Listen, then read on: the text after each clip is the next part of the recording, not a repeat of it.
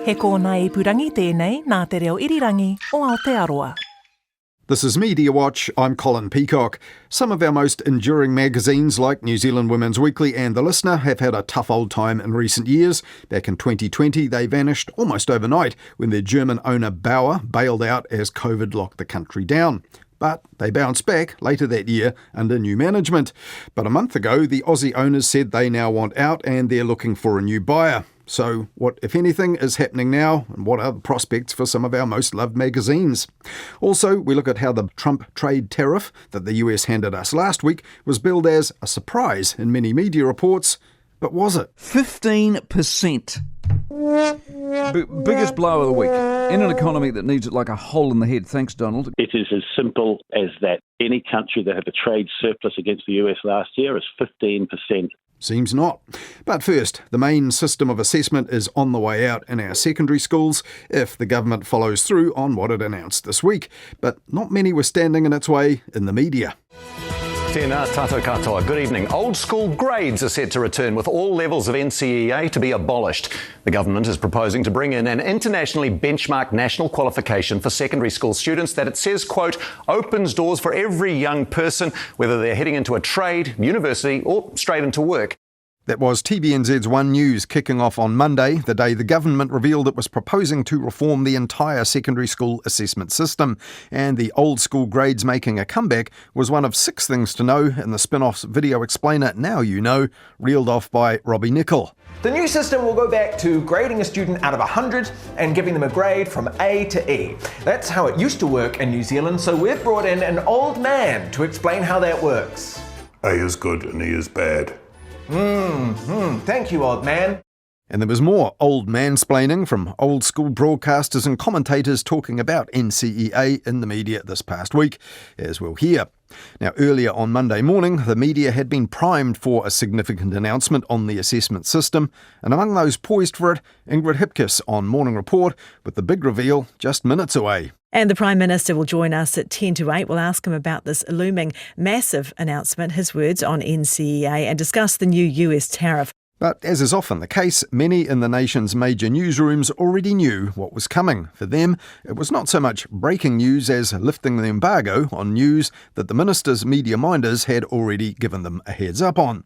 So 24 hours before the big reveal, TVNZ's Q&A show kicked off like this last Sunday. As the government considers the future of NCEA, a top education entrepreneur is urging ministers to make big changes to our main secondary school qualification. Jamie Beaton co-founded Crimson Education, which coaches students in applying for top universities around the world. The company was recently valued at more than $1 billion. And the billion-dollar businessman Jamie Beaton, the holder of 10 degrees by the age of 30, viewers were told, then told presenter Jack Tame the current school system was actually poisonous. You know, NCEA basically is not a rigorous curriculum at all, and students graduating from it often are 2 years behind in core subjects like math, sciences as well. For a student of mine who's at the University of Auckland trying to get into medical school, if they've gone through the A-level pathway or the IB, they've already learnt a lot of that first-year coursework in biology and chemistry. The same NCEA student has to learn that almost from scratch. So there's a massive gap for most of New Zealanders, which is really rough. So I think, that is a major challenge. And also from a global outlook standpoint, we don't have the same kind of competitive education system culture. There's a real movement against testing and exams, which I think is quite poisonous. And that actually puts us further and further behind, leading education systems like Singapore or Korea or the kind of elite schools in California. Now, whether elite achievers were being held back by NCEA rather than underachievers was not discussed so much. While some in the media had not expected the complete, albeit staggered, scrapping of NCEA, the Herald's political reporter Jamie Ensor wasn't one of them. It is in line with the government's general position on education, he wrote on Monday, and he also reckoned it was not particularly politically risky for the government as far as public opinion goes. It is likely to be popular if parents' confusion with the current system is anything to go by. According to the Education Review Office, about half of parents don't understand it. And the same seemed true of most broadcasters and commentators airing their reckons this past week. As a parent, I do think that A, B, C, D and E, which sounds scary, but I mean, we do recognise it, don't we? It is slightly easier to understand. Absolutely. Look, I totally agree, ABC, much easier to understand. Morning Report's Ingrid Hipkiss there, and RNZ education correspondent John Gerritsen, who went on to point out that the returning A to E grades were not really a big change. But if you think about it, achieve merit excellence, that's C, B, A. So, yeah, changing the nomenclature, that's maybe a little bit easier for parents and so forth to understand. On Morning Report, Ingrid Hipkiss also upbraided herself for reverting to what she called old person speak, such as referring to the fifth form and school cert, but she wasn't the only one that day. Very similar to my schooling, you're going back to the 80s. And that was you couldn't go ahead to the next year until you passed whatever it was you were going for, and that's why I dropped several subjects. I can't remember what it was. I took up music in the fifth form because I failed tech drawing in the fourth form. The Mike Hosking breakfast on News Talk ZB, and later that day, ZB's veteran Barry Soper was clearly more comfortable with what he remembered from his school days. This essentially is going back to what it was in the olden days when I was at school and we had school certificate and university entrance. Yep. And, 5 subjects, you had to pass 4, but it's exactly the same as what you've got to do here. Get at least 50% in each subject. At least you've got a good yardstick for employers to look at. Now, in today's language, Barry Soper's yardstick would be a 94-centimetre stick, but he knew in his own mind what was good about education for our kids. We can't have this namby-pamby stand in education where, we don't like winners and losers, we just like winners. Yeah. NCEA isn't perfect, but neither was the system in his day, but across the media there seemed to be a commentary consensus that NCEA really had not achieved. I've been to information evenings, I've read the pamphlets, I've looked at the flow charts. I still don't You're none the get wiser, it. yeah. I am like, how does this work? And again, it seems to be so broad and so vast, and you get bits for this and bits for that. And I'm like, just give them a foundation to move forward. That was Sarah Henry, editorial director at the magazine publisher R Media, on the Herald Now show on Monday. And that was music to the ears of fellow Herald Now panel guest Tim Wilson, the former TVNZ journalist who's now at the Maxim Institute think tank, which has campaigned for change in the school system. I need to see the education system smarten up. I need to see a reduction in the size of the curriculum and also core subjects so that I know, and standardised tests, so that I know that our boys are doing well and can continue to do well, and when they stuff it up, let's fix it. Great, you know exactly what you want. Yeah. And the entire Herald Now panel that day also reckoned there were too many kids gaming the system and too many courses for them to count credits. Does backpacking in Fiordland to the McDonald's? Yeah. Actually, or one the other day I saw was you must have knowledge of the inner workings of an espresso machine. Because handy. Who's got time for that? I just thought, tell me what button to push. Yeah, but does the coffee machine break in the office every single week? Yeah. So handy. Yes, it does, actually. Okay. It would be a great skill to have. But while mocking the idea that making coffee and fixing coffee machines had a place in modern education, arguably they are more useful skills today than the woodwork and the tech drawing that seemed to make middle-aged radio hosts misty-eyed for the clarity of the assessment system in the old school days. Elsewhere in the coverage this week, we also heard from opposition politicians, teachers' representatives and several school principals, as well as the parents. What is this? Credits. But one thing I've noticed, if he knows he has got enough credits, then he decides he's not going to work any harder. And that sort of scepticism and confusion about the credits and the standards is a real thing. Likewise, concerns about undereducated but overqualified students turning up in work and university in recent years. But wrapping all this up for the Daily Highlights podcast ZBeen, Mike Hosking's producer Glenn Hart made this interesting observation. Isn't it fascinating how forward the old days appear to be? Yeah, so there you go. Mike Hosking loves it. Apparently parents love it. Principals love it. Erica Stanford certainly loves it. I just feel like there's one group of people we haven't talked to about what they want. The kids, the students. Who cares?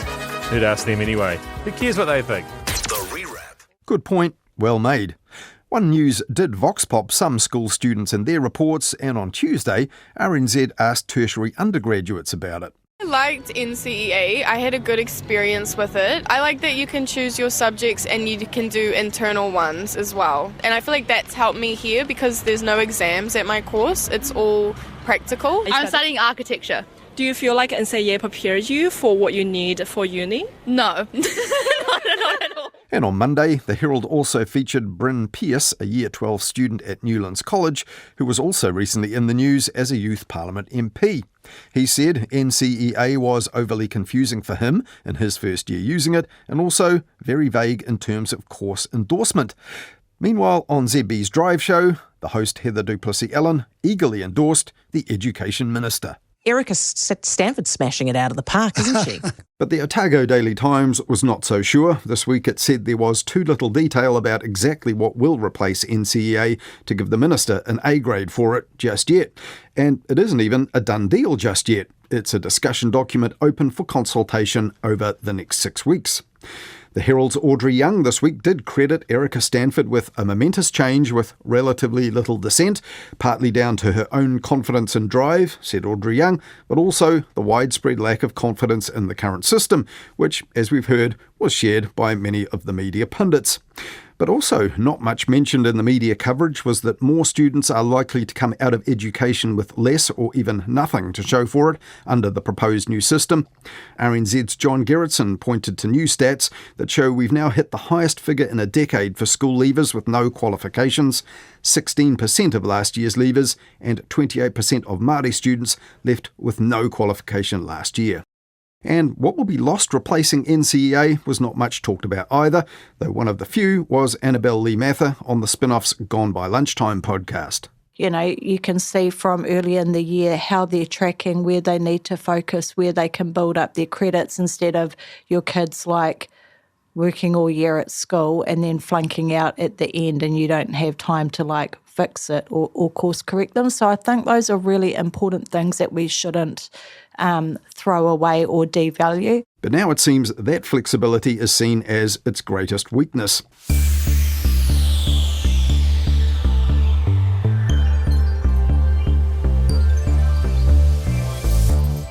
With big stories like that one going on lately, it was perhaps not surprising that some surprising decisions by the government's broadcasting funding agency New Zealand On Air didn't make many headlines last week. But they did involve the survival of some popular locally made TV shows, ones which often make the news all by themselves when they are on the air.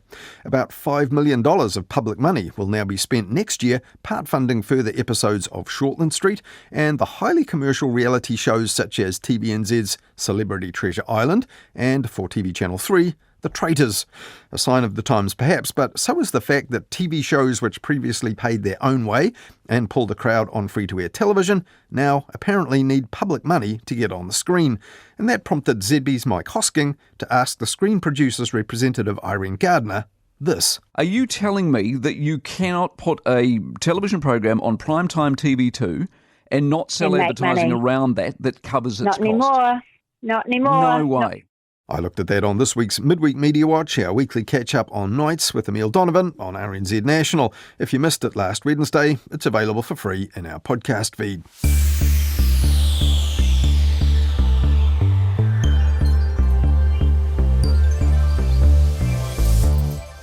One story that doesn't feel especially fresh is Winston Peters hitting out at journalists for coverage critical of him and or his party New Zealand First.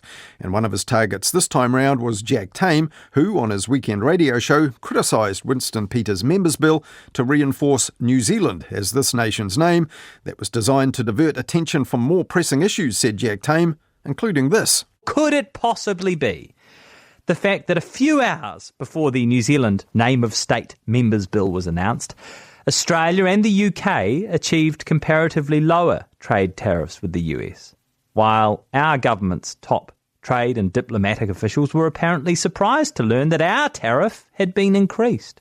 And that clearly annoyed Winston Peters, who laid into Jack Tame on social media, pointing out that on the same show 5 years ago, Jack Tame had backed Aotearoa New Zealand as the best official name for our nation. But on Monday this week, Winston Peters appeared on the online alternative news platform The Platform and told host Sean Plunkett he was delighted that his counterattack on Jack Tame was getting really good online engagement. And during a long conversation about his members' bill, the hike in US trade tariffs didn't come up until Mr. Peters himself forced it at the very end. Ka kite, nice talking. That is Before you go, You know, we've got this thing with the United States, and now everybody's alarmed. I've seen all the headlines on Radio New Zealand, all the newspapers today. You know, this is not a loss caused by a long shot. We'll turn this thing around. You watch. Bold call there from the Foreign Minister that the troubling tariff hike to 15% by the US could be turned around. Now, since the 5th of April, American importers of New Zealand products have been paying a 10% tariff on all goods, or 25% if it's steel and aluminium. But while Jack Tame said the 15% base figure the US confirmed late last week seemed to be a surprise to New Zealand government and trade officials, the media seemed surprised too. Indeed, most news stories and many headlines called it a surprise rise. But ahead of that last week, Trade Minister Todd McClay had actually told reporters the tariff could rise to 15%, though that wasn't widely reported at the time. And at a press conference a bit earlier, Trump himself had told reporters that the universal tariff could likely increase to 15 or 20% for those countries, like us, that had not struck deals with him. Todd McClay also told reporters last week, if the tariff rate goes to 15%, our exporters have already adjusted and will be able to deal with it. If so, they adjusted a bit better than the surprised media this past week. 15%. Biggest blow of the week. In an economy that needs it like a hole in the head. Thanks, Donald. On News Talk ZB, Mike Hosking told his listeners it wasn't the percentage that we ended up getting charged that surprised him, but the lower rate charged across the Tasman. That's got to hurt. They can land their beef and their wine at 10%. We land ours at 15%. But to those surprised by that, Scoop's Gordon Campbell said this week they shouldn't have been. We sell them more than they buy from us. In Trumpland, any country that runs a trade surplus with the US is a bad country that is ripping the US off. How bad have we been? Pretty bad in Trumpian terms. New Zealand is a victim of its own export success, Gordon Campbell said, a bit like butter buyers in our duopolistic supermarkets. And this week, the Trade Minister Todd McClay confirmed that 15% was no surprise on NZME's rural show The Country. If we had run a trade deficit with the US like Australia does, would we have got 10%? Is it as simple as that? It is as simple as that. We've had calls and conversations and, a few messages and so on. He said, didn't matter if you'd camped out here in Washington, if you'd had a trade deal or you're negotiating, any country that had a trade surplus against the US last year is 15% or more.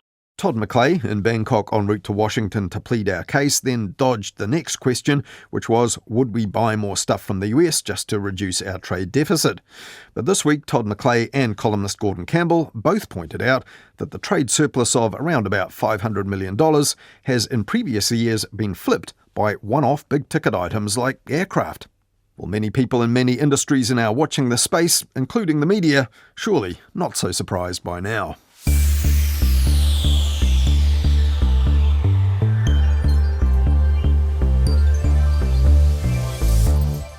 Last week here on Mediawatch, we looked at how the Marlborough Express published its last ever edition on paper after 160 years in print.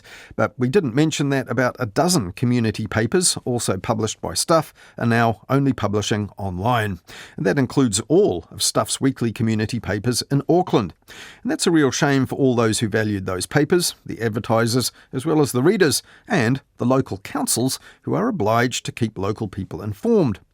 But one of the reasons that Stuff cited for the decision was a lack of support from advertisers, and they specified local councils. Now, you'd think that Stuff's closures would then be a bit of a blessing for the independent community newspapers that are still going in and around Auckland, but maybe not. This week, the Warkworth-based local paper Mahurangi Matters reported that local readers will have to buy the New Zealand Herald to see Auckland Council and Rodney local board notices in print in the future. Paying twice to find out about the important civic issues which affect them, Rodney councillor Greg Sayers called it, and then he called out the councils. Our community, our democracy are being punished economically just because a big corporate media company made a commercial decision to walk away. And it seems the decision was made by council staff, and some elected representatives either didn't know about it or didn't approve. Last month, Stuff's masthead chief Joanna Norris also said that the cost of producing its local free papers had climbed by more than 40% in 4 years, and also facing similar costs and worried about the future in print are magazines. And national magazines still in print have survived a lot in recent years. Back in 2020, the vast bulk of national titles were in the hands of the huge German-owned publisher Bauer Media, and that stunned its own staff and infuriated its own customers by claiming that the COVID lockdowns in 2020 gave it no option but to shut the magazines down immediately and then to try and find a buyer for the likes of The Listener and the New Zealand Women's Weekly. North and South, Metro and others were all bought individually by new owners and then fired up again. But later in 2020, Australia-based private equity firm Mercury Capital bought up most of Bauer's remaining magazines here and in Australia. The new company was rebranded as R Media, and they hired new but smaller teams, and The Listener and Women's Weekly were back by the end of that year. But last month, Mercury Capital suddenly announced across the Tasman that R Media and all its magazines are now up for sale again. And since then, there's been no news about anyone who might be interested in buying them, let alone whether they would keep all the magazines going. Well, Mediawatch has spoken to executives here, but they all say comment must come from head office across the Tasman or the outfit handling the sale, KPMG. So what then is the story across the ditch? Tim Burrows is the owner of the media news platform Unmade and the host of ABC Radio's weekly show Medialand. And a recent edition of that was worryingly titled, Are Magazines Dead? ? It does seem the story of our media and possibly the story of magazines generally is one where each new owner pays a little bit less than the one before. Where we may be at now with Mercury as the current owner is they may be the first people who feel like they got a bargain, because in the years since they made that fire sale purchase, they have probably taken enough money out of the business that it paid back we think about 44 million Australian dollars was what they paid. That's just a bit of a guess, but they've probably taken that out in profits over the last 5 years. So that could be encouraging for anyone looking to pick up a distressed asset or whatever, if we call it that there is revenue, and if they can get it cheaply, they might do okay out of it. I mean, interestingly, the readership amongst those New Zealand publications, they're all up by 3 and 4% in circulation. They're doing okay. But in the end, it'll be the financial health and prospects of the head office in Australia, I guess, that will determine all this, won't it? Look, it will. And the other thing is the health of circulation or readership doesn't always seem to kind of directly correlate with their financial health, mainly because advertisers have tended to trend away from them faster than the audience have. I did see an encouraging number came out in Australia just this week, actually, which was the spend by the media agencies with every different medium, and that included magazines. And for the first time in, I would say, at least 5 years, we actually saw a slight, and I stress the word slight, uptick in advertising spend. So it was like, from memory, I think it was 2 or 3% up for what advertisers were spending with printed magazines. That again was a small sign that there is a little bit of a pulse there. And when you were writing about this, Tim, you said in the space of less than a decade, Australian magazines have gone from a sector that boasted of having the highest readership per capita globally to one of near cultural irrelevance. Maybe something's different in the Australian market and here if the magazines that we have, albeit that they've got relatively low circulation and readership in a smaller market, are doing okay. So just not the same in Australia somehow? Yeah, I think one of the things that really faded for Australia was, effectively, this is right at the very start of the internet, the digital side of magazines were run from completely different buildings, from completely different businesses. The journalists on those magazines developed no digital skills. The publishing people associated with it just didn't build digital businesses around them. So they've been playing catch up ever since, certainly in Australia. So compared to the rest of the world, the relevance of magazines in Australia has gone backwards because they were so hampered in getting into that digital space. Yeah, you had on your show Marina Go, a former magazine editor and publisher, and yeah, she said that to you, that you have to go where people are, you have to have a digital presence. She also said, look, scale is important. You know, if you don't have the resources of a company and people who can write across different titles, it's harder. And yet, it feels like here in New Zealand, the scale was actually the problem. You know, that their magazines were part of Bauer Media in 2020. They just shut down in New Zealand absolutely overnight when COVID hit. And it was the effort of small publishers without scale that picked up magazines and kept them going. It happened with Stuff as well, our major newspaper publisher, as you remember, in the same year, 2020, sold for $1, which turned out to be a bit of a bargain for the current owners. So maybe scale doesn't help? I suppose where scale helps is at the back end. So it's all very well having a small group of journalists who know their audience. They're able to kind of, craft, let's call it bespoke content.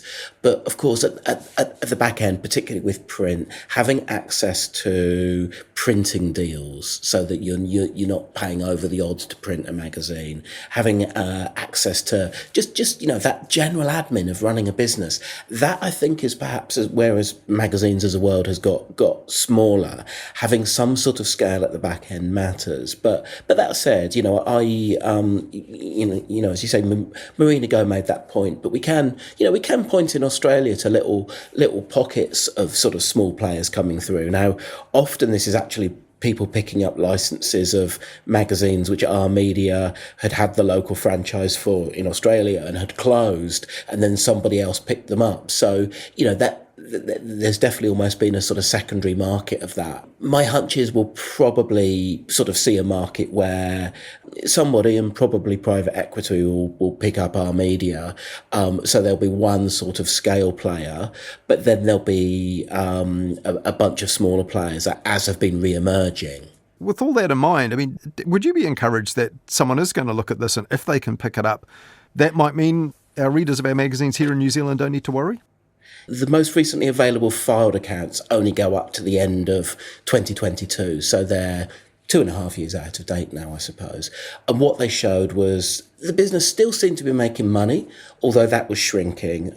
I think the actual trading of the business was probably still at a profit, and I suspect probably still is. Asking around the publishing industry here locally, I think there are some other publishers who would be interested in picking off certain titles if there was some sort of breakup. But the main expectation seems to be that we'll probably see another private equity company come through and pay a bit less than Mercury paid, but they'll then repeat the process and go another, the usual cycle is 5 to 7 years of private equity, where they'll try to squeeze out the dollars and come through the other side, which isn't particularly kind of ambitious or uplifting as a vision, because, private equity and media rarely is. But I suspect what it would at least mean is stability, and anything which is, at least close to break even would then continue. Yes, the statement I've had from Australia is KPMG Corporate Finance has been engaged to run a formal sale process. There is nothing further to report at this stage. But so a month has now gone by since the announcement of this. Would you be worried that it was a month? Is 2 months a time to start worrying that nobody's interested? What do you think the horizon is? I think this probably goes for any form of mergers and acquisitions, but certainly with media, is to create some competitive tension, because they'll want to get the best possible price. And, having previously been involved in selling my own media business, I know that one of the names of the game is, at the point when everyone gets their bids in, you want multiple people, all of whom are at the same stage, give or take. So I wouldn't be surprised if it drags on for quite a while yet. Mercury seems to be a not very leaky company, so I'm not surprised that much hasn't come out. Similarly with KPMG. So I wouldn't be entirely surprised if the first we knew of it would be when they actually announced that a deal had been done. And that honestly could be some time away yet. And finally, Tim, just to wrap up and go back to where we started, the title of one of your recent programs was Are Magazines Dead?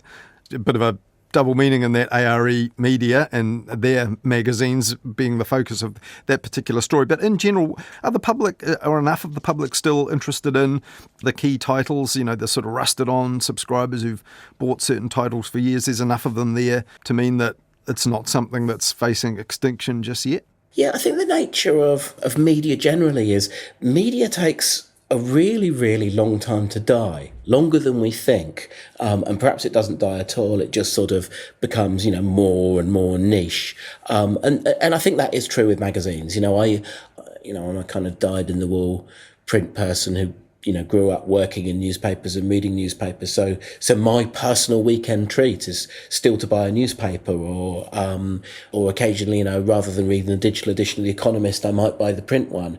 Everyone's habits have changed so that even if they are reading magazines, they're just reading and buying them a little bit less frequently than they were before. Yeah, and any potential buyer for our media network, including our magazines here in New Zealand, I guess will be weighing all that up. So we'll see what happens with that sale process. Thanks so much for joining us today, Tim Burrows. Colin, always a pleasure.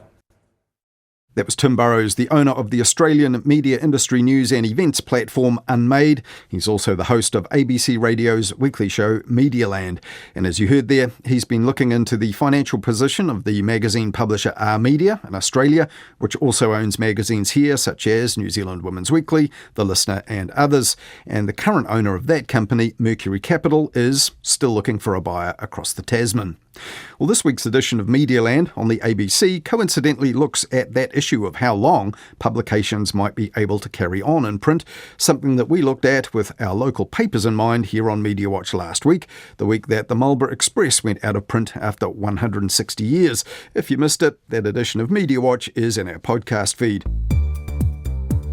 That's it for this weekend. Thanks for listening. If you have any thoughts for us or ideas for us to follow up, do get in touch. Email us at mediawatch@rnz.co.nz.